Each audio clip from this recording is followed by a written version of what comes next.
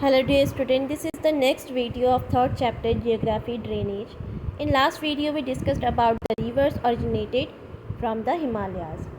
In this video we will learn about the rivers originated from the peninsular India. The main water divide in peninsular India is formed by the Western Ghat.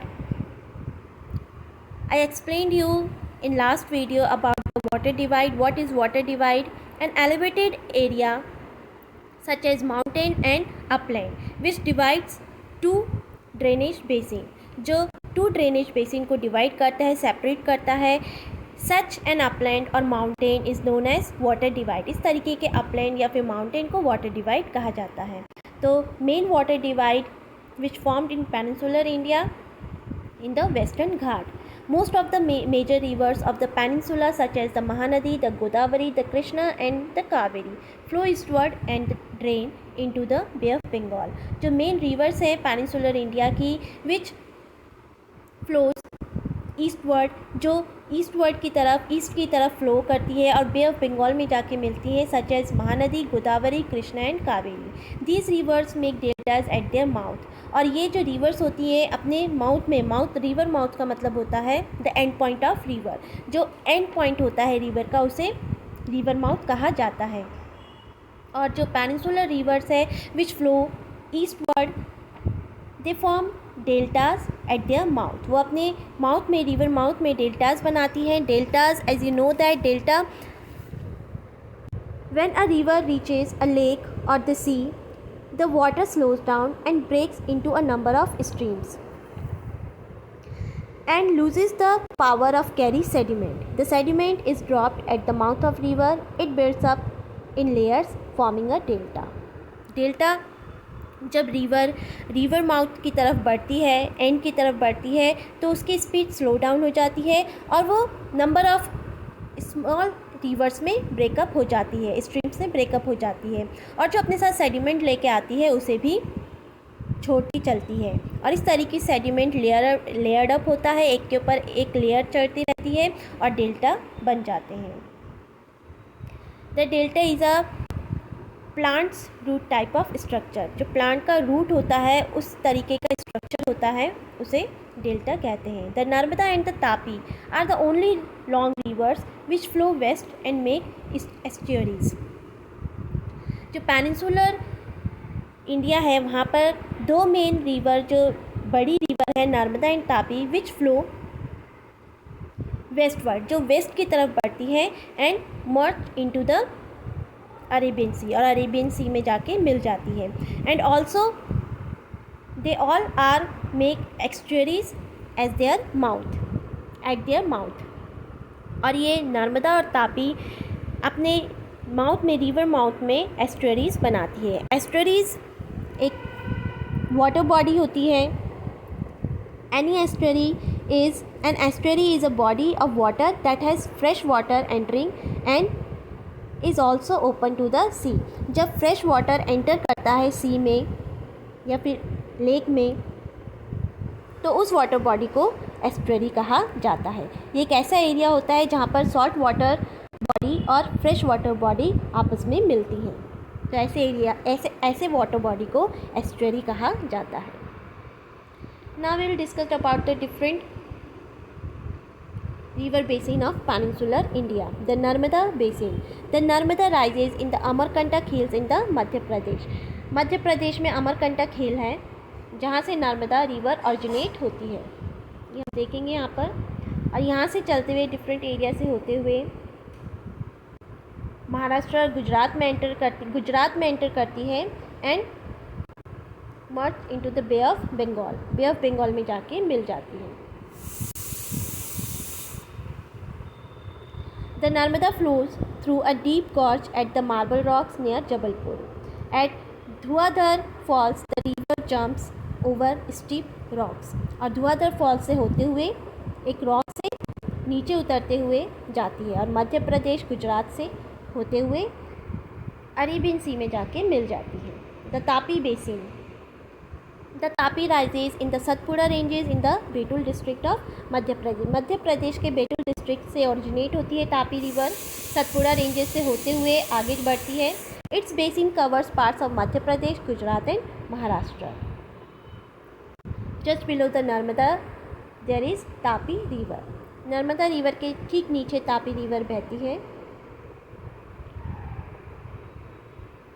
The Godavari basin.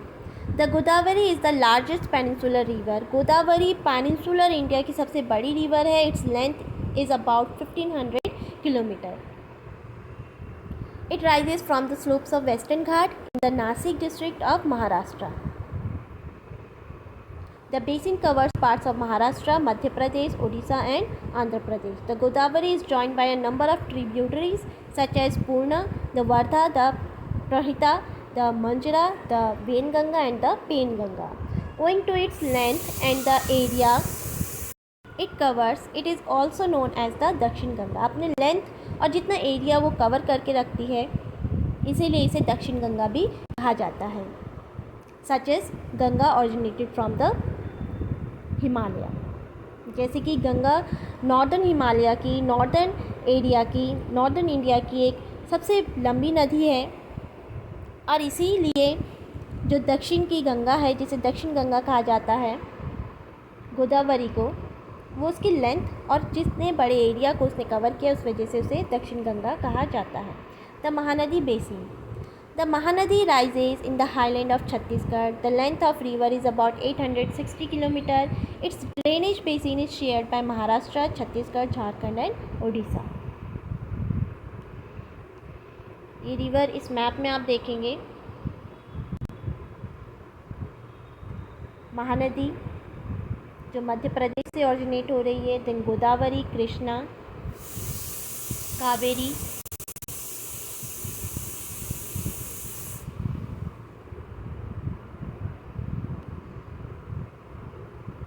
The Krishna basin.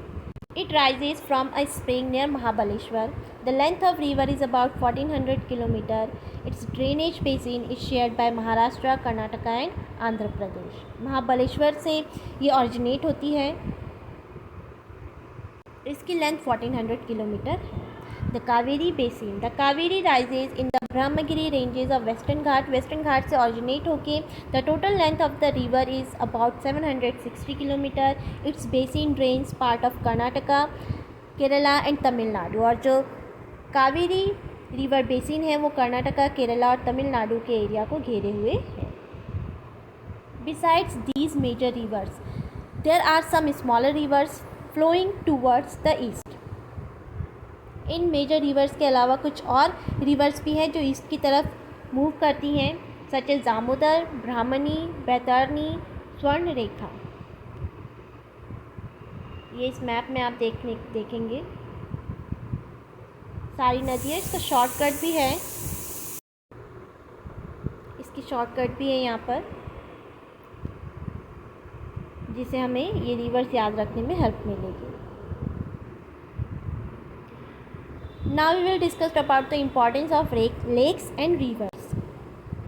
As you know that the 70% of the world surface is covered by water and 97% of that is salt water, जिसमें से 97% salt water and only 3% that is available as fresh water. और सिर्फ 3% ऐसा है जो as a fresh water हमें मिलता है. और फ्रेश वाटर ही होता है जिसे हम अपने डेली जो यूजेस है उसमें कंज्यूम करते हैं.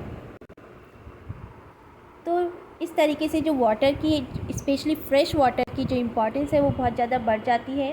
Reverse have been a fundamental importance throughout human history. Water from rivers is a basic natural resources.